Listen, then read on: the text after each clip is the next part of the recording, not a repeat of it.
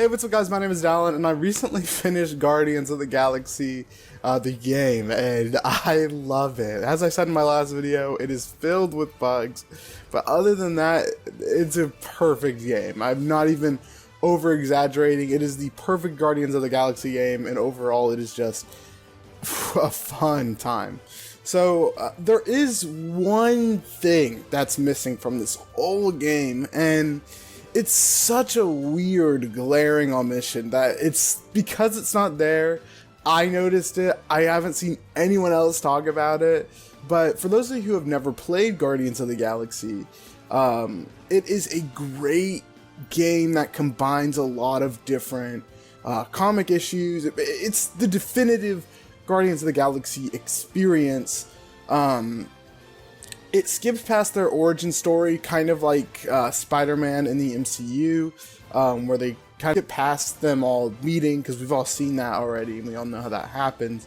And it feels like they skipped a few bits that weren't really required to get straight into the story. And along with that, there was something else that was just missing. Now, before I go even further, I do want to say real quick, if you have not played Guardians of the Galaxy yet, I highly suggest you finish that. It took me 2 days to beat it. It's not a short game, but it's definitely not a lengthy one. So I would highly suggest you go out and buy that real quick and play that. It is a phenomenal game. It is 100% worth the money, especially if you're a fan of the Guardians franchise. So yeah, there are going to be some major spoilers in this video for this game. So please go ahead and make sure to play the game beforehand. It's definitely a game that's best going in if you are a fan of the game, but if you've never played Guardians or seen them, if you like the kind of humor you saw in the trailers, you're going to love the game. So with that being said, let's get into spoiler territory. This game had everything, literally everything. It had Cosmo, which was, as far as I'm aware, he was a pretty niche character beforehand. And it had Thanos, who was massive. Now, of course, you don't actually fight Thanos himself. It's a illusion in Drax's mind, but it's still Thanos. The fact that he's there at all kind of shows that the developers were like, wow, Thanos is a big character. We should probably include him at some point. And Thanos was mentioned. And I was happy when he was mentioned, but then actually seeing him was like a whole nother story. And that was insane to me. That was crazy to see Thanos. Basically, the point being, and the whole Nikki plot, and the main plot, but the whole point being is this game had almost every single storyline that you could have gotten in a Guardians game. And Adam Warlock was there. Again, he was just mentioned one-off, and I was like, okay, that's fine. That's a cute reference to Adam Warlock. He's not a very popular character. He's important and he's big, but he's not like a character that most people going into this game are gonna know about. And I was seeing him was like, wow. And then he became a really big part of the game, and then it was just crazy.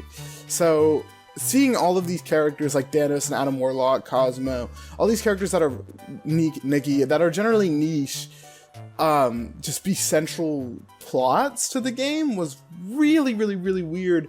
And it makes me think there's one character that's really important that just isn't there at all. He's not even really mentioned, and that is Ego, who, for those of you who don't know, is Star-Lord's dad, which is, I believe he's an Eternal. He's a planet and a person hybrid, and he's explored a lot in the Guardians second movie.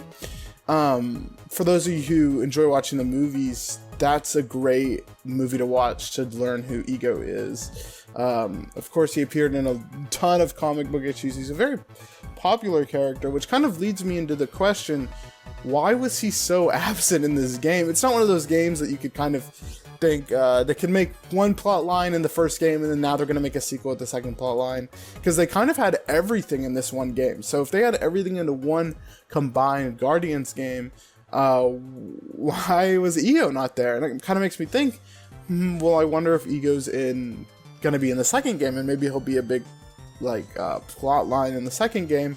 And he very well could be if they make a sequel, which is a whole nother topic. But I also think that's gonna lead into an issue that if Ego is the main villain for the movie and the second game now, it kind of makes it puts him in a bad light. It kind of makes him seem like he's not as important of a villain as he might be. But there's a lot of potential there, considering he's related to Star-Lord. And another big thing that was different from both the comics and the movie was that Mantis was a very big part of the Guardians game, but never once mentioned Ego, which kind of makes me think that the Guardians game takes place before Star-Lord meets Ego, which also Ego was not mentioned at all, which also kind of contributes to that thought. Because characters like Thanos were mentioned multiple times before we get to see him, and it was very clear from the beginning of the game that Thanos was already dealt with by the point that you start playing. Now, Ego technically is mentioned, but not by his name or any of that stuff. Star-Lord says "my dad" every once in a while, and talks about how his dad left him, or his mom says, at one point she said, "This is a long overdue gift from your dad, from your father." So they don't really mention Ego. Star-Lord's mom also says that Ego was a leader, which is interesting. And I think he was lying to Star-Lord's mother. We'll see. We'll really see. Overall, Guardians of the Galaxy as a game was a incredible game. And I think that the Telltale series that really explored that, the mother and Peter's relationship, was a great tech demo for what the Guardians game became. I know that they're separate companies, but I think that you can tell that they played the Telltale game and they were like, okay, let's follow a similar kind of story structure and go for similar themes, and it really, really works. It is the definitive Guardians of the Galaxy game, but it's so weird to have Ego not there. And other than Ego, this game is almost flawless. There's also the fact that we really got to explore Drax. There was a whole chapter or two segmented to Drax, but not Gamora or Groot or Rocket or of course Star-Lord, who's my favorite. I guess Star-Lord kind of was the main person in the story, of course, because he also is the only character you get to play as, which I think was a great choice. I think that was a phenomenal choice, and I would not have had it any other way. I really wouldn't have. But it's weird that there's two of the Guardians got explored, but three of them just didn't. Gamora got shafted. Rocket and Groot kind of talk about their experience for a little bit, but we don't really get to see that. And same goes with Gamora. We don't really get to see their past, which I'm hoping if we get a sequel, that will be the main focus, is we get to kind of go back in the past, or it could either be a time travel thing, or maybe they just start talking about it and we play through the past. It's just a prequel, where we kind of get to live through Rocket and Groot's adventure, and then we get to live through Gamora's, and then it leads up to them to current day fighting off Ego or something like that. It's just weird that Ego wasn't in this game. I guess that's my big point overall. And other than that, there were, of course, the three Guardians that just really felt like they got shafted. But other than those two big things, I feel like this game is a perfect 10 out of 10. I love this game. It's a lot of fun. There's just something about listening to licensed music that really works while you're fighting. It feels like a love letter to the Guardians of the Galaxy fans. So this game was overall genuinely just a phenomenal experience. And I hope that Ego does come for the second game if they make a sequel.